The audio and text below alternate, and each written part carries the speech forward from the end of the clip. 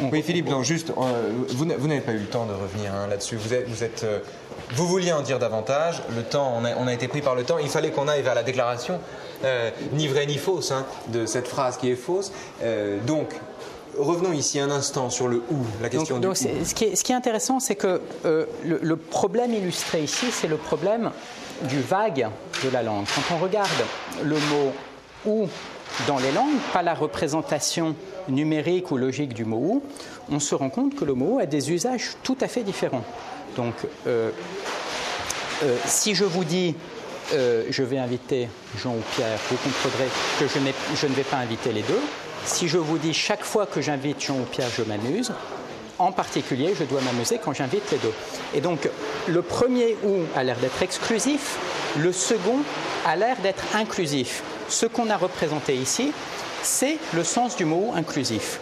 Comment est-ce qu'on peut soutenir quelle est l'équation qui dit je vais inviter Jean ou Pierre? Donc ici, ce serait simplement je vais inviter Jean ou je vais inviter Pierre, et on se rend compte que la phrase va être vraie, va avoir la valeur 1 dans 3 situations, quand j'invite Pierre seulement, quand j'invite Jean seulement ou quand j'invite les deux. Oui, donc en fait la phrase c'est je vais inviter Jean ou Pierre. Ici, c'est vrai si c'est l'un ou l'autre. Ici, c'est je vais inviter Jean. Ici, c'est je vais inviter Pierre. Vous avez la disjonction des deux. Je vais inviter Jean ou je vais inviter Pierre.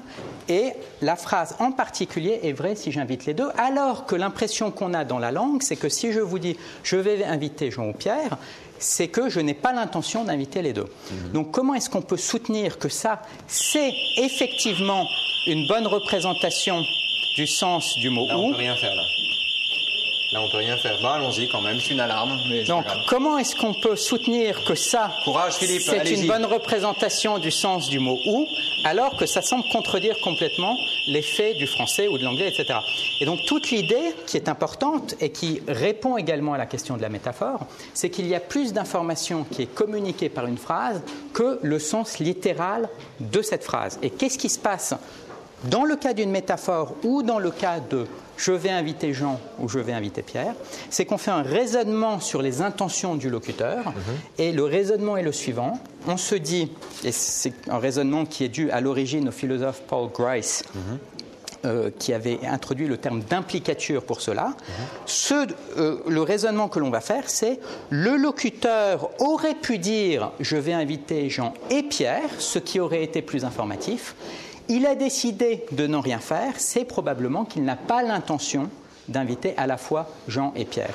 Et le problème de la métaphore est absolument du même ordre. C'est-à-dire que dans le cas de la métaphore... Vous ne me ferez pas rentrer ma phrase de Camus dans ce tableau-là. Ce ne sera pas ce tableau-là, mais ce sera... Il y a un tableau pour dire la campagne est noire de soleil?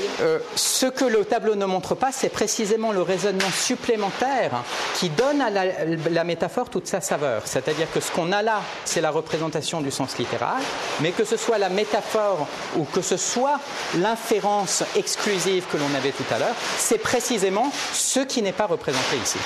Et il faut pour ça analyser le raisonnement des locuteurs pour comprendre exactement ce qui se passe. Et on a évidemment, en fin de compte, une analyse qui va être très complexe, comme elle doit l'être, car la métaphore, ce n'est pas un sujet simple. Mais si, justement, le problème de la métaphore, c'est sa simplicité. C'est qu'elle n'est pas analysable au motif qu'elle est simple. Quand il dit la campagne est noire de soleil, ou quand Apollinaire commence en disant bergère au Tour Eiffel, le troupeau des ponts belle ce matin, c'est simple. On voit les ponts, on voit la Tour Eiffel, on voit la brume, on voit le matin, on entend les klaxons. C'est simple, ça saute aux yeux. C'est même d'une simplicité déconcertante. Et pourtant, on pourrait la décomposer à l'infini sans jamais saisir sa valeur de vérité ou de fausseté. Il y a justement une distinction conceptuelle essentielle à faire entre la simplicité vécue que l'on a dans l'ensemble du langage.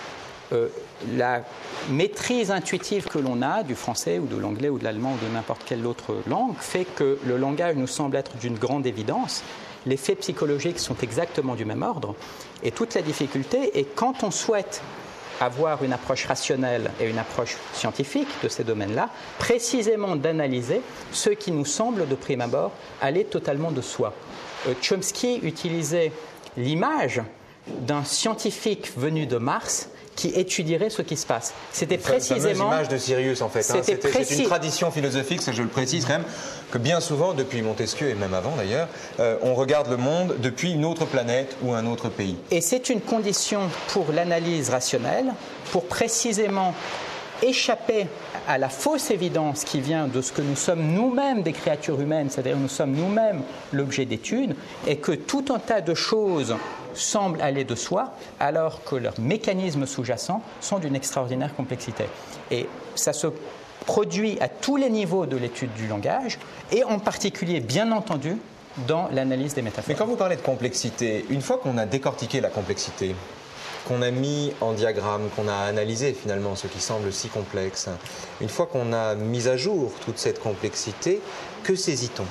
Que reste-t-il finalement de la phrase dont on a décrit, décomposé analytiquement toute la complexité ? En somme, pourquoi le faire ? La question se pose pour le langage comme elle se pose pour n'importe quel autre domaine de la réalité, que ce soit la physique, que ce soit la biologie. C'est une chose de ressentir la réalité et c'est une autre de la comprendre. Et de l'expliquer peut-être ? De la comprendre, de l'expliquer, d'en avoir une théorie rationnelle.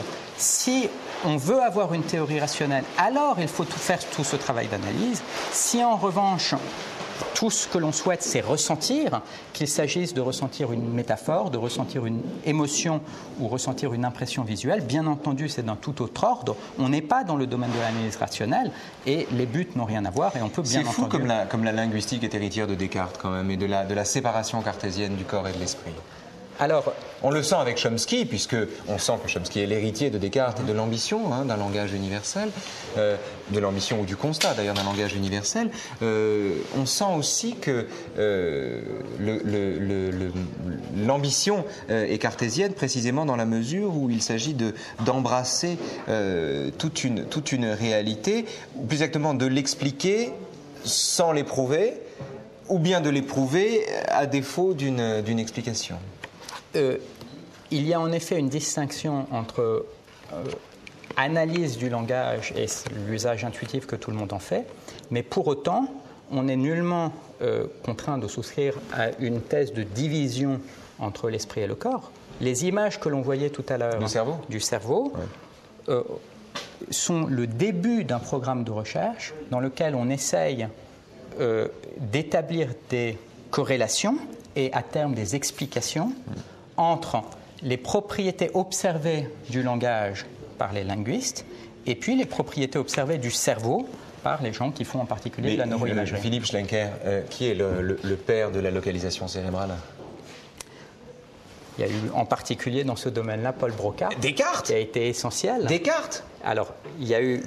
Dans le traité des passions de l'âme, la glande pinéale, c'est quand même le premier à avoir formulé l'idée d'une corrélation entre l'idée d'un point de rencontre entre le corps et l'esprit en un lieu du cerveau. Mais ce qui est important dans ce débat-là, c'est est-ce qu'on est ou non obligé de souscrire un dualisme.